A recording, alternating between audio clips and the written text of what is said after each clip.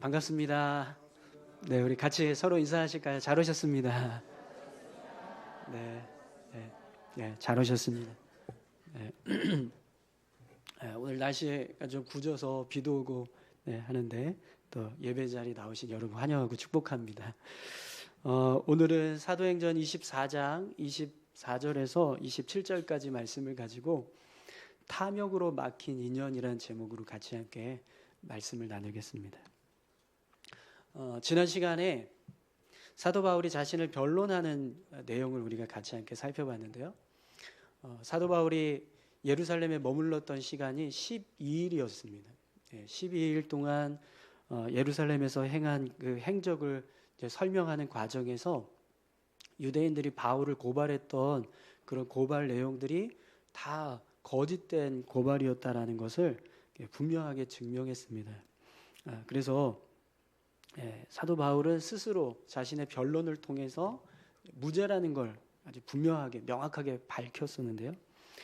그런데 바울이 벨릭스 총독에게 자신이 왜 유대인들에게 고발을 당하고 또 이렇게 유대인들이 자신을 해치려고 하는가, 그 진짜 이유를 이렇게 솔직하게 설명을 했습니다.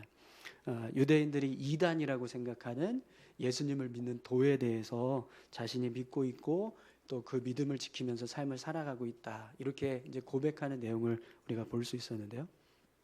그래서 그 고백 때문에 사실 바울은 무죄라는 게 밝혀졌지만 그걸 이 이야기를 빌미로 해서 벨릭스 총독이 바울의 판결을 연기하고 또 계속해서 이제 감옥에 가두게 되는 그런 모습을 우리가 같이 함께 살펴봤습니다.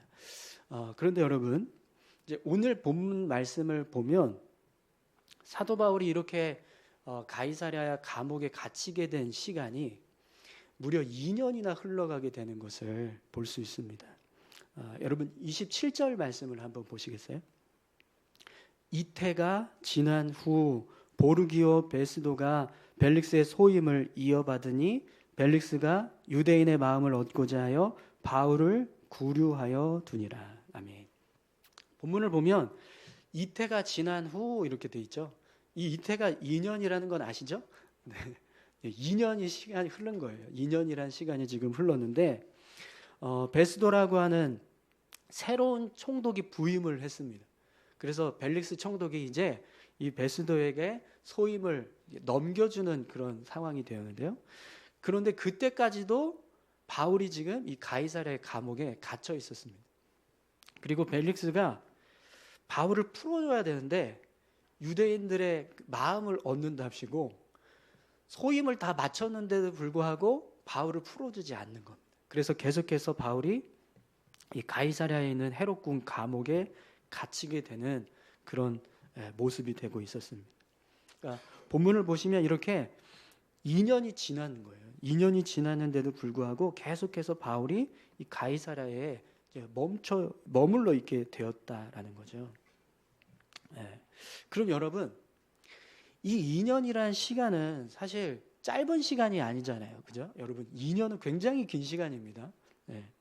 특히 바울에게 2년은 뭐 로마를 벌써 한 2번은 갔다, 3-4번은 갔다 왔을 그런 시간입니다. 그렇죠? 황제 앞에 서도 벌써 한 3-4번은 설 수 있는 그런 시간인 거예요. 그리고 이제까지 사도 바울이 이제 로마 황제를 향해서 나아갔던 그 여정들을 보면 굉장히 급박하게 진행이 됐습니다. 아주 신속하게. 그죠? 그래서 예루살렘까지 올 때의 과정도 우리가 같이 자세하게 살펴봤지만 굉장히 빨리 막 예루살렘을 향해서 오려고 했던 그런 모습들도 우리가 봤었고요. 또 예루살렘에서도 정말 12일 동안 좀 눈 깜짝할 사이에 머물러 있다가 바로 이 가이사랴까지 가는 그런 상황이 되었었습니다.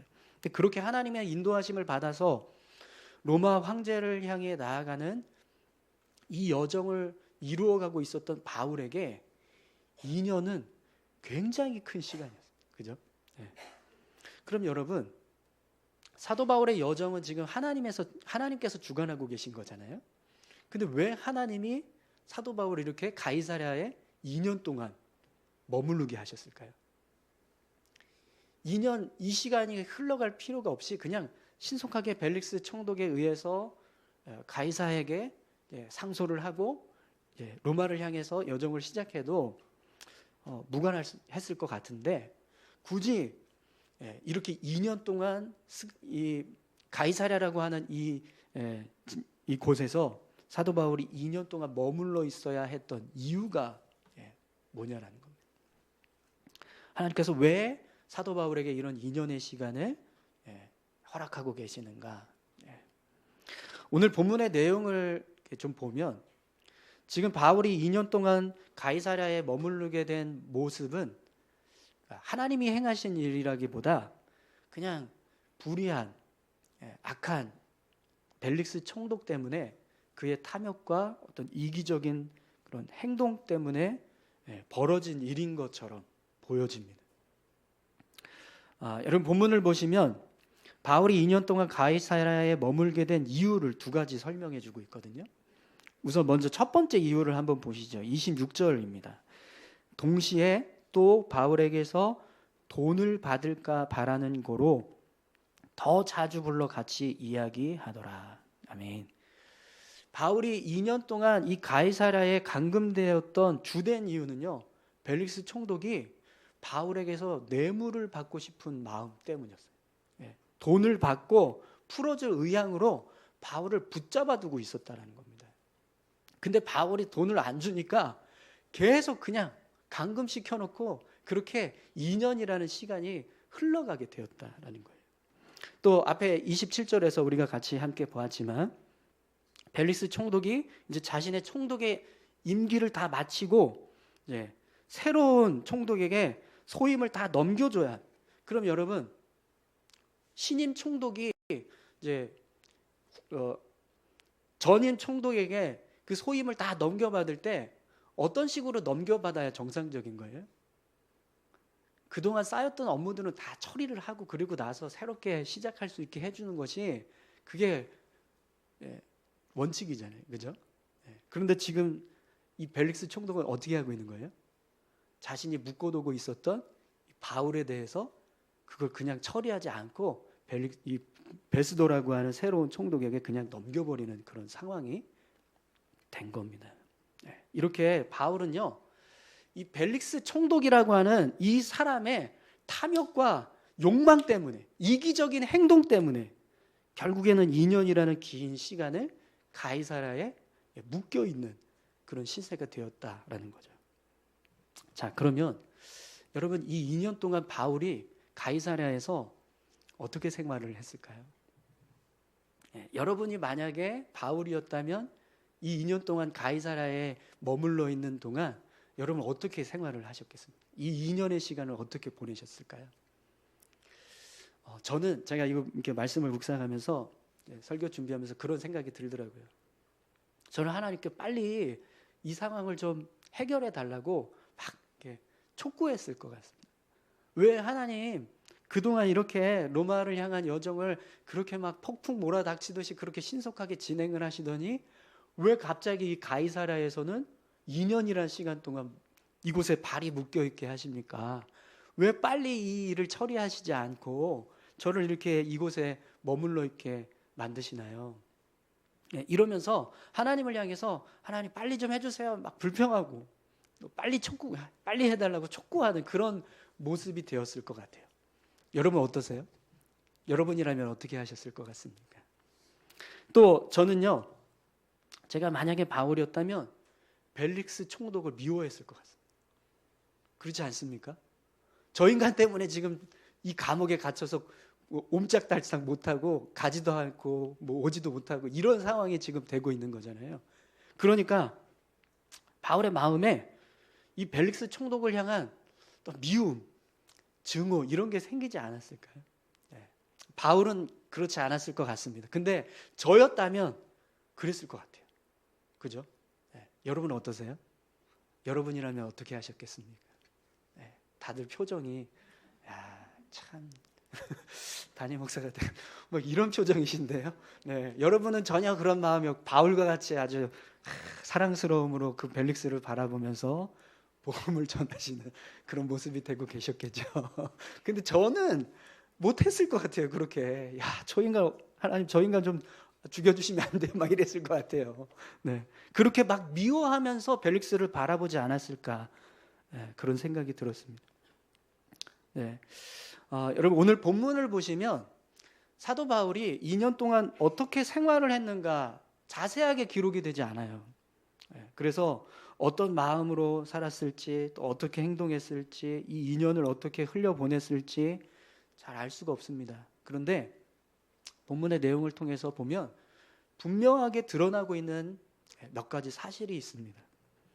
우선 사도 바울이 이 2년 동안 복음을 전하는 일에 있어서만큼은 계속 멈추지 않고 있었다라는 걸 알 수 있습니다. 여러분 24절에서 25절까지 말씀을 한번 보시죠.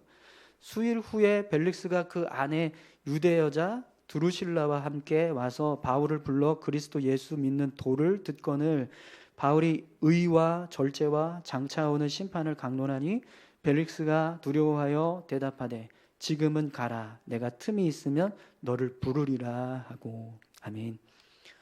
본문에 보시면 벨릭스 총독이 자신의 아내와 이 바울을 구금하겠다라고 명령하고 난 이후에 좀 시간이 지난 것 같아요. 수일 후에라고 되어 있으니까 시간이 좀 지나고 나서 이제 아내와 같이 둘이 바울을 만났어요. 그리고 그 만나는 날 바울은 이 두 사람에게 그리스도 예수 믿는 도에 대해서 전했다 이렇게 말씀하고 있습니다. 그리고 특별히 바울이요 이 두 사람에게 의와 절제와 장차오는 심판을 강론하니 이렇게 되어 있거든요. 이 강론했다라는 건 설교했다는 거예요. 설교. 이 두 사람 앉혀놓고 지금 사도 바울이 의에 대해서 절제에 대해서 장차올 심판에 대해서 부응해한 거예요. 두 사람 앉혀놓고. 그래서 여러분 오늘 본문에 보시면 벨릭스가 마음에 어떤 마음이 들었다고 말씀합니까? 두려운 마음이 생겼다 이렇게 이야기합니다. 그러면 여러분 벨릭스 총독의 마음에 두려움이 생겼다라는 것은 결국 뭘 의미하죠? 바울이 전한 메시지에 그 마음이 움직였다라는 거예요. 그렇죠? 그런데 26절에 보면 어떤 일이 벌어지죠? 곧바로 벨릭스 마음이 다시 원상복귀 됐어요. 바울이 전했던 마음과 전혀 상관없이 또 어떤 마음을 품기 시작했어요? 바울에게서 돈을 받아야겠다 이렇게 생각을 했다는 거예요. 인간적인 어떤 탐욕에 가득 찬 모습으로 다시 되돌아갔다라는 거죠. 그래서 바울에게 돈을 받고 싶은 마음 때문에 계속해서 바울을 만나요. 그런데 여러분 26절 마지막 부분을 보시면 뭐라고 기록하고 있습니까? 다 같이 이야기하더라 이렇게 기록되고 있죠. 그럼 두 사람이 바울과 벨릭스 총독이 만나서 이야기를 했을 때 어떤 이야기를 했을까요? 얼마면 돼요? 도대체 얼마를 요구하는 겁니까? 금액을 알려주세요. 그래야 제가 뭘 이렇게 어떻게 준비를 하든 말든 할 거 아닙니까? 이렇게 타협을 했을까요? 뇌물 어떻게 할 건지 아닐 겁니다. 그죠? 사도 바울 분명히 계속해서 벨릭스 총독을 향해서 복음을 전하는 일을 했을 겁니다. 이렇게 바울은요 벨릭스 총독에게 복음 전하는 일을 계속 멈추지 않고 계속해서 했습니다. 그리고 이 벨릭스 총독이 바울을 부를 때마다 계속 그 일을 한 거예요. 바울은 2년 동안 이 무리한 벨릭스 총독 때문에 그의 탐욕에 지금 발이 묶여 있었습니다. 그렇죠? 정말 이 상황은 굉장히 바울에게는 억울할 수 있는 상황입니다. 그런데도 불구하고 바울은 그런 일을 했던 대상인 이 벨릭스 총독을 향해서 자신에게 주어진 사명, 복음을 전하는 전도자의 사명, 그 전도자의 사명을 멈추지 않고 계속해서 이루어가고 있었다라는 겁니다. 사랑하는 성도 여러분, 오늘 저와 여러분들이요 아무리 낙심되고 또 어떤 좌절이 될 만한 그런 상황이 된다 할지라도요 우리가 이루어 가야 할 믿음의 모습, 믿음의 삶, 그 모습을 멈추지 않으시기를 축원합니다. 비록 우리가 행하는 어떤 믿음의 일들이 아무 열매도 맺지 못하는 그런 헛된 모습이 된다 할지라도 우리는요, 끝까지 우리에게 주어진 이 믿음의 삶을 온전하게 살아가야 합니다. 왜 그러냐면 하나님은 우리가 끝까지 믿음을 지키며 살아가는 그 모습을 보시기 때문입니다. 여러분, 하나님은요, 우리에게 결과를 요구하시지 않고 하나님을 향해서 믿음으로 나아가는가, 그 모습을 요구하세요. 그래서 고린도전서 4장 2절에 보면 맡은 자들에게 구할 것은 충성이니라 이렇게 말씀을 합니다. 하나님이 우리에게 요구하시는 모습은 결과가 아니라 충성이라는 거예요. 충성. 오늘 우리가 삶을 살아갈 때요, 하나님께서 우리에게 요구하신 충성하라. 너가 뭘 이루었느냐, 그걸 내가 바라지 않는. 너가 어떻게 살고 있느냐, 어떻게 나를 의지하면서 믿음으로 살아가고 있느냐, 그걸 보신다라는 거죠. 그래서 여러분, 마태복음 25장에서 예수님이 달란트 비유를 하실 때 5달란트 받은 사람, 2달란트 받은 사람에게 똑같은 내용으로 칭찬을 하셨어요. 그 주인이 이르되 잘하였도다 착하고 충성된 종아, 내가 적은 일에 충성하였음에 내가 많은 것을 내게 맡기리니 내 주인의 즐거움에 참여할지어다. 아멘. 예수님께서 이들에게 칭찬하셨는데 그 칭찬의 내용이 5달란트 받은 자나 2달란트 받은 자나 똑같았다라는 거예요. 그러면 예수님께서 그들을 칭찬하셨던 기준이 뭔 거예요? 그들이 얼마를 남겼느냐가 아니라 그들이 얼마나 열심히 충성했느냐라는 겁니다. 여러분, 정말 우리 삶이요, 이렇게 묶여있는 것 같은 그런 답답한 순간 있죠. 막 억울하고 막 답답하고 또 전혀 뭐 열매도 없는 것처럼 보여지고 헛된 일을 하고 있는 것처럼 보여지는 그런 상황이 되더라도요, 우리는요, 우리에게 주어진 이 믿음의 삶을 끝까지 살아가야 합니다. 여러분, 복음을 전하는 거 분명히 우리 사명입니다. 그죠? 복음 전하는 일에 끝까지 우리가 충성할 수 있기를 소망합니다. 뿐만 아니라 여러분, 우리 서로 사랑하라고 주님 말씀하셨잖아요. 그죠? 그것도 우리 사명인 줄 믿습니다. 그러니까 끝까지 사랑해야 합니다. 또 교회를 세우는 거, 그리스도인이라면 모든 그리스도인들에게 주어진 사명인 줄 믿습니다.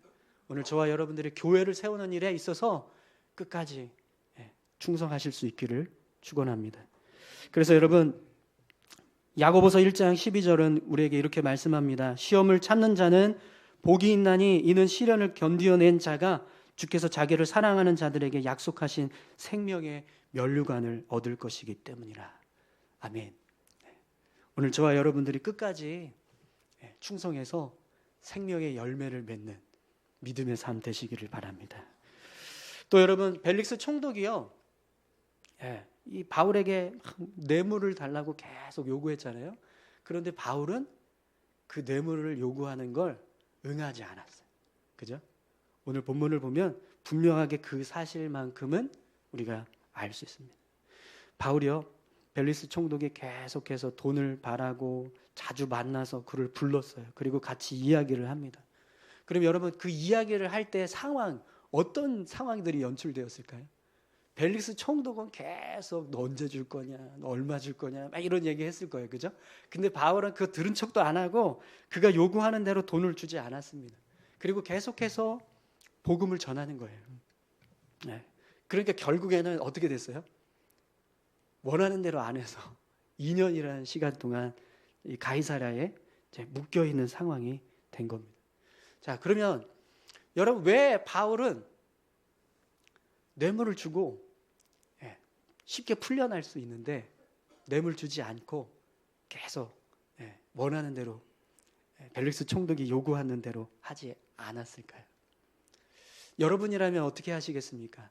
2년의 시간을 버시겠어요? 뇌물 주고 2년의 시간을 버시겠습니까? 아니면 뇌물 안 주고 2년의 시간을 버리시겠습니까? 여러분이라면 어떻게 하시겠어요? 저 같으면 여기서 또 제가 이렇게 하면 또 되게 이상하게 보실 것 같은데, 저도 솔직하게 말씀드리면 이거 그냥 이렇게 좀 그러려니 하고 들으시라고 하는 거지, 제가 실제로 그러려고 그런 건 아니에요. 근데 저 같으면 뇌물을 줬을 것 같습니다. 네. 여러분이라면 어떠셨겠어요? 2년 포기하고 그냥 내가 끝까지 간다, 이러셨을까요? 네. 이거 쉽지 않은 일이에요. 그렇지 않습니까? 그런데 여러분, 앞에서도 우리가 계속 보고 있지만 바울이 벨릭스 총독에게 뇌물을 주지 않고 자유를 얻지 않았던 이유는, 어떤 상황에서도 하나님의 백성으로서 하나님 앞에서 합당한 모습으로 믿음을 지키며 살겠다, 오직 하나님만 의지하겠다, 이 모습을 바울이 지키려고 했다라는 걸 알 수 있습니다. 그리고 여러분, 그렇게 해야지만이 사도 바울은요, 세상과 타협하고 사람을 의지하는 삶을 막아낼 수 있는 거예요. 우리가요, 세상과 한 번 타협을 하면 그 타협한 그 순간부터 우리는요, 계속해서 하나님을 의지하려고 했던 그 믿음의 모습을 지켜가는 것에 대해서 도전을 받게 돼요. 시험을 받게 된다는 거죠. 그리고 그것을 온전하게 이루는 삶을 포기할 수밖에 없는 상황들이 계속해서 벌어진다는 거예요. 근데 여러분, 하나님은요, 우리가 온전히 정말 하나님만 의지하면서 살기를 원하세요. 그래서 다윗을 하나님이 훈련시키실 때, 다윗이요, 사람을 의지하려고 하면 그냥 여지없이 하나님께서 막 이렇게 낮춰버리십니다. 사무엘상 21장에 보면 다윗이 사울을 피해서 가드왕 아기스에게 도망을 쳐요. 사실은 가드가 블레셋이잖아요. 블레셋 땅이잖아요. 다윗은 골리앗, 블레셋의 수장이었던 골리앗을 쓰러뜨린 사람입니다. 그런데 다윗이 블레셋 땅으로 도망을 친다는 건 말이 안 되는 거예요. 그죠? 그런데 이 이스라엘 땅 안에서는 다윗이 숨을 만한 곳이 이제는 없다. 그래서 사울왕이 쫓아오지 못할 곳은 블레셋 땅밖에 없구나, 이래서 블레셋 땅으로 간 거거든요. 그런데 블레셋 땅에 가서 아기스 왕의 앞에 섰을 때 어떤 일이 벌어졌죠? 신하 중에 한 사람이 사울은 천천히요, 다윗은 만만이다, 이러면서 저 사람이 그 다윗 아닙니까? 이렇게 이야기를 합니다. 그 이야기를 듣는 순간 다윗이 어떻게 했어요? 침을 질질 흘리면서 미친 척하고 벽을 막 이렇게 쓰다듬으면서 그런 미친 사람 행세를 했어요. 그래서 결국에는 그곳에서 쫓겨나가듯이 그렇게 생명을 보존하는 일을 겪게 됩니다. 또 여러분, 사무엘상 30장에 가면 또 다윗이 블레셋 땅으로 도망을 치는 일이 있었습니다. 그때도 이 아기스 왕 앞에 가서 이제 자신을 좀 거둬달라고 합니다. 그래서 다윗과 그의 부하들이 블레셋 땅인 시글락이라는 곳에 정착을 해서 살았어요. 그런데 블레셋과 이스라엘이 전쟁을 치르는 상황이 벌어졌어요. 그때 다윗이 어떻게 했죠?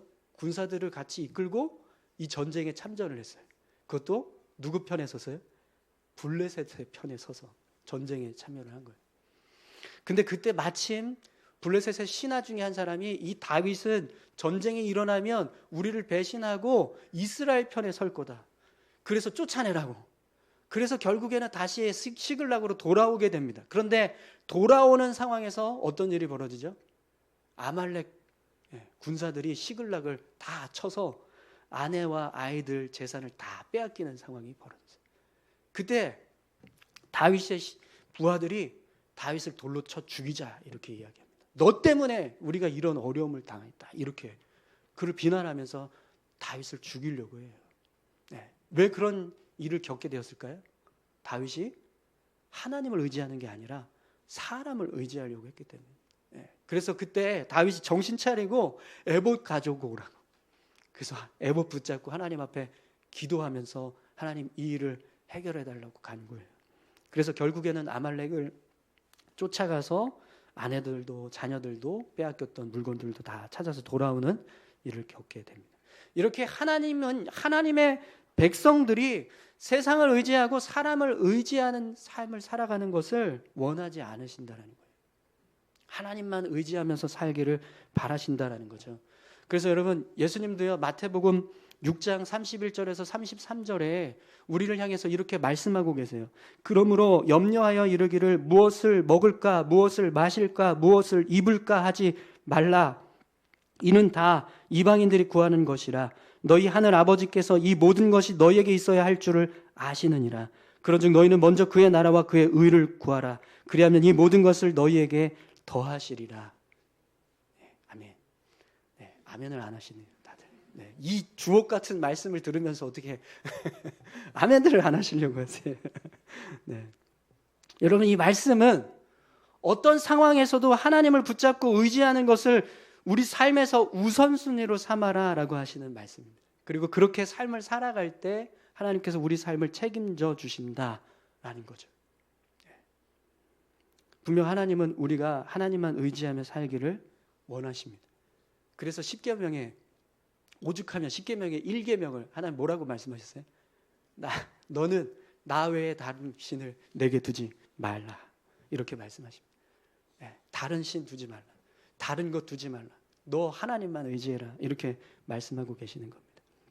아무리 힘들고 어려워도 세상의 힘을 빌려서 살아가기보다 하나님을 온전히 의지하기를 원하신다는 겁니다.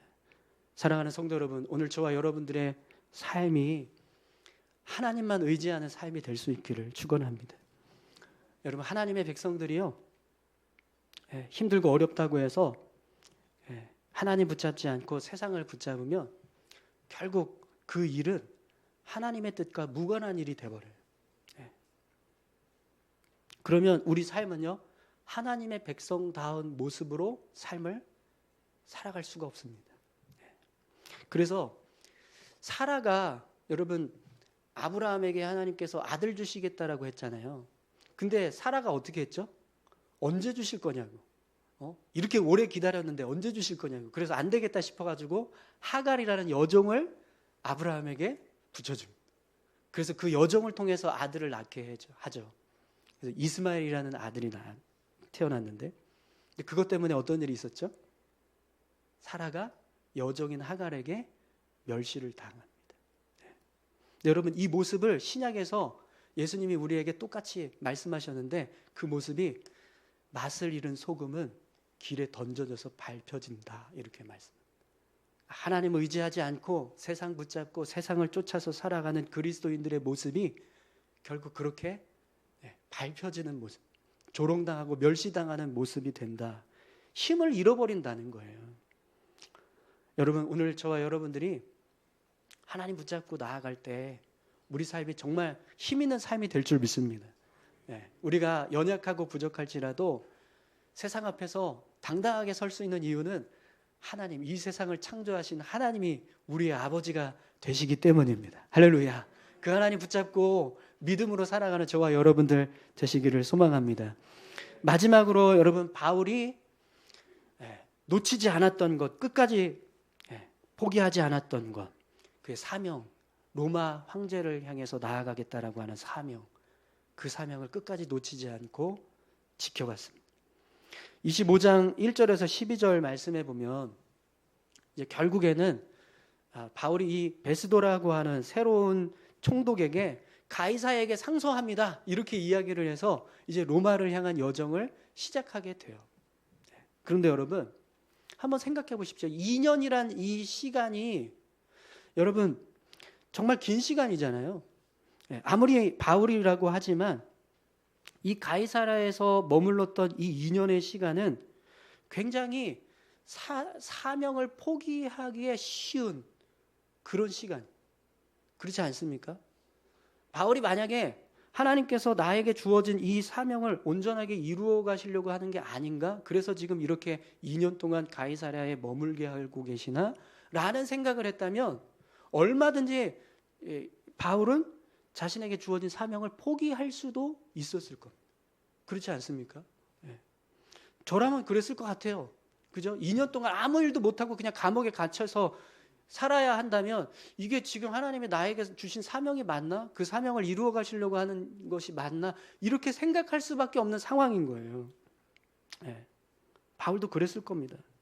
2년 동안 가이사랴에 발이 묶여있는 모습을 보면서 의아해했을 거예요. 왜 하나님이 이렇게 나를 이곳에 묶어두시지? 빨리 왜 로마를 향해서 나아가지 못하게 이렇게 막고 계시지? 이렇게 생각했을 겁니다. 그런데 여러분, 성경을 보시면은요, 하나님께서 당신의 뜻을 이루게 하시기 위해서 선택한 믿음의 사람들, 그 믿음의 사람들의 삶의 모습을 보면 늘 하나님이 이런 방식으로 그들을 훈련시키셨다라는 것을 알 수 있어요. 특히 하나님께서 선택하신 하나님의 사람들이 위대하면 위대할수록 이런 훈련의 시간이요, 길어요. 길면 길수록 하나님께서 선택한 하나님의 백성들이 정말 위대한 믿음의 사람으로 세워지게 되었다라는 거예요. 노아를 한번 생각해 보십시오. 120년 동안 아무도 알아주지 않고 인정하지 않는 방주를 지었습니다. 결과적으로 어떻게 됐죠? 홍수 심판이 나서 세상이 다 심판받을 때 노아의 가족만 생명을 건질 수 있었습니다. 요셉도 여러분, 꿈의 사람 요셉이었어요. 하나님께서 애굽의 총리로 세우신 요셉. 근데 그가 노예로 팔려가서 감옥에 갇혀있던 시간이 있었어요. 그 시간이 4년에서 5년 정도였다고 그래요. 그 시간을 통해서 요셉은 애굽의 총리로서의 역할을 감당할 수 있는 능력을 훈련받은 겁니다. 그래서 하나님이 그 시간이 지나고 나서 애굽의 총리로 세우시고 애굽의 백성들뿐만 아니라 자신의 가족들이 70명의 야곱의 가족들을 구원할 수 있는 길을 열게 하셨습니다. 요셉도 마찬가지입니다. 모세도 마찬가지입니다. 여러분, 모세가 애굽의 왕자로 40년 동안 살았어요. 그죠? 근데 40년 동안의 그 왕자의 모습으로 살았을 때는 하나님께서 이스라엘 백성들을 구원하는 영도자로 세우시지 않고 그걸 다 버리고 40년 동안 광야에서 목자로 살아갈 때, 무명의 목자로 살 때, 그때 그 모습을 통해서 이스라엘 백성들을 이끌어가는 영도자로 세우셨다. 다윗도 사울왕을 피해서 10년이라는 도피 생활을 했습니다. 그 시간을 통해서 다윗은 이스라엘의 위대한 왕으로서 소양을 갖추게 되었다는 거죠. 예수님조차도요, 공생의 사역을 시작하기 전에 30년이라는 무명의 시간이 있었어요. 여러분, 이렇게 하나님께서 당신의 도구로 선택했던 믿음의 선진들을 보면 모두가 다 하나같이 이런 침묵과 무명과 연단의 시간이 있었다라는 것을 알 수 있습니다. 그렇기 때문에 여러분, 이 2년의 시간은 바울에게 있어서는요, 그렇게 길지 않았을 것입니다. 그리고 바울은 이 2년의 시간을 통해서 그동안 전도 여행하면서 쌓았던 피로감, 육체적인 연약함, 그런 모습들을 다 회복하는 시간으로 삼았을 거예요. 그래서 지난주 말씀 마지막 절이었던 23절에 보면 벨릭스 총독이 이 바울을 향해서 뭐라고 이 군사들에게 뭐라고 명령하죠? 그를 돌봐주는 것을 금하지 말라, 이렇게 명령을 합니다. 그러니까 가이사랴에 있던 믿음의 형제들로 하여금 바울이 2년 동안 돌봄을 받을 수 있었다라는 거죠. 여러분, 다윗은요 이제 말년에 접어들었어요. 인생 말년에 접어들었어요. 그렇기 때문에 바울 입장에서는 로마 황제를 향해서 나아가는 이 여정이 굉장히 어려운 일이었을 거예요.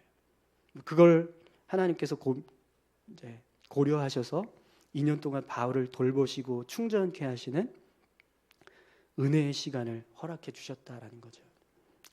사랑하는 성도 여러분, 오늘 우리가 삶을 살아갈 때도요, 이렇게 막혀 있는 것 같은 그런 삶의 모습들이 우리 삶에 찾아올 때가 있습니다. 그런데 그때 우리가 해야 할 일은요, 그 시간을 인내하며 연단하며 훈련하며 나아가야 하는 시간이라는 거예요.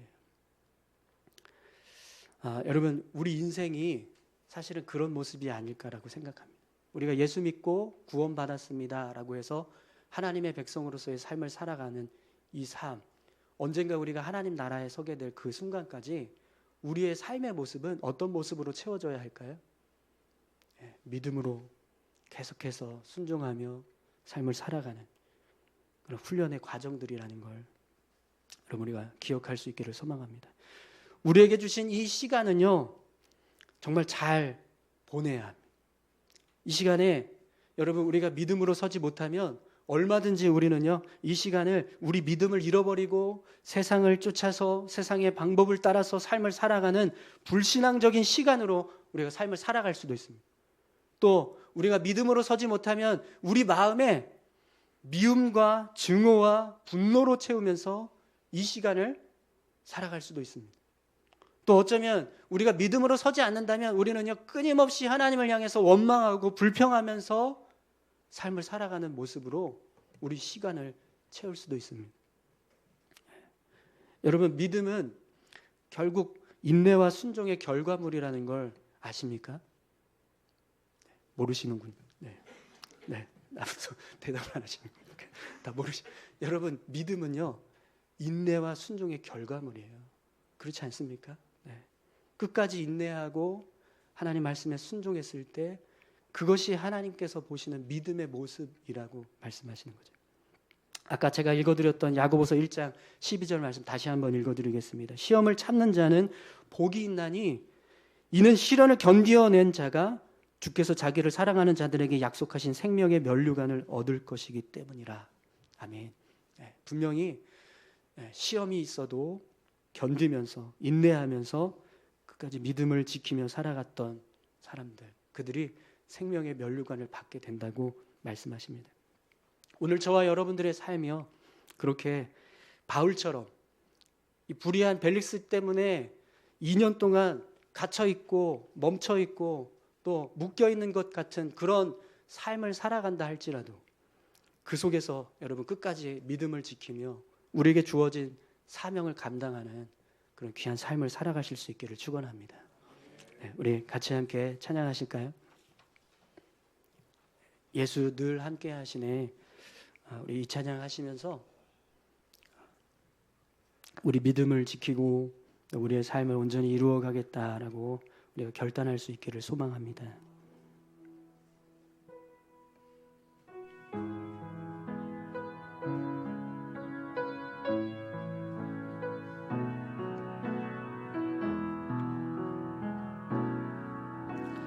고단한 인생길 힘겨운 오늘도 예수 내 마음 아시네.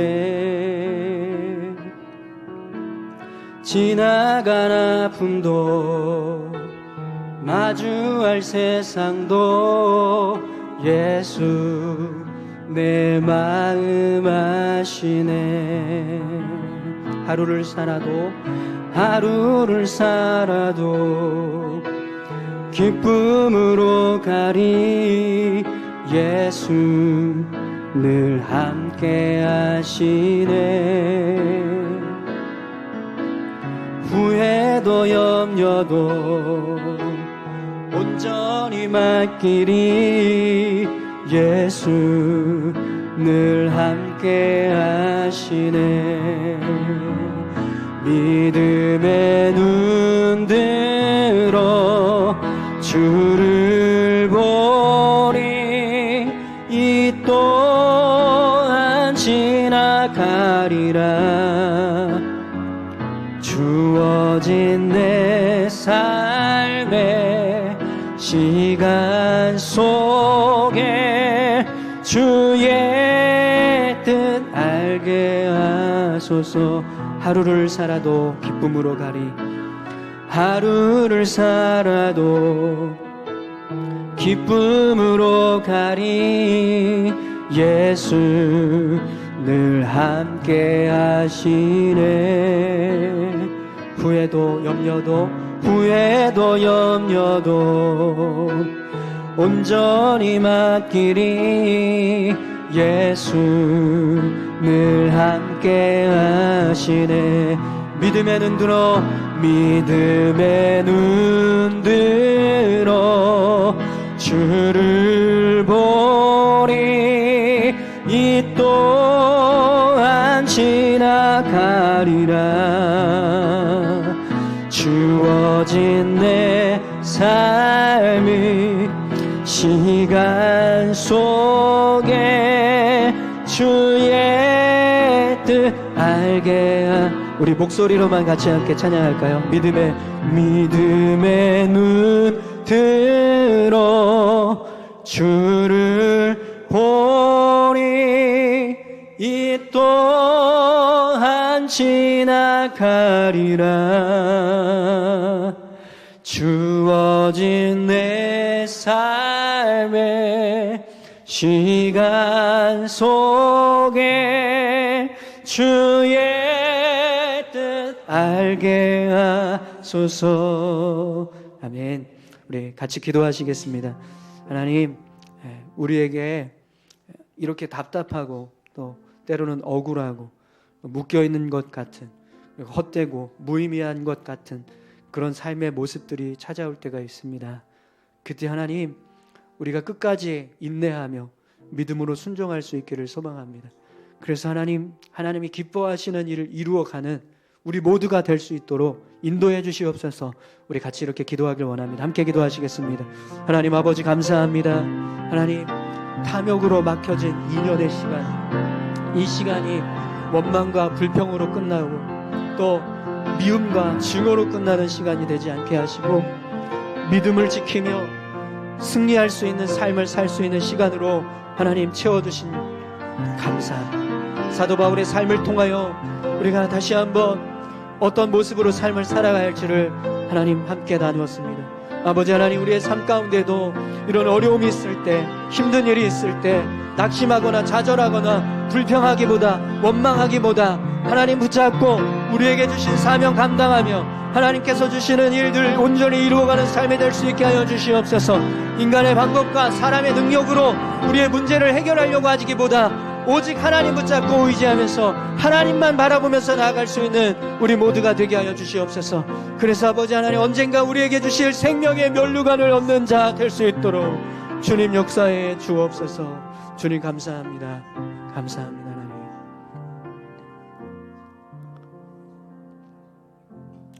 하나님 아버지 감사합니다. 하나님, 끝까지 인내하며 믿음으로 순종하는 자가 생명의 면류관을 얻는 줄 믿습니다.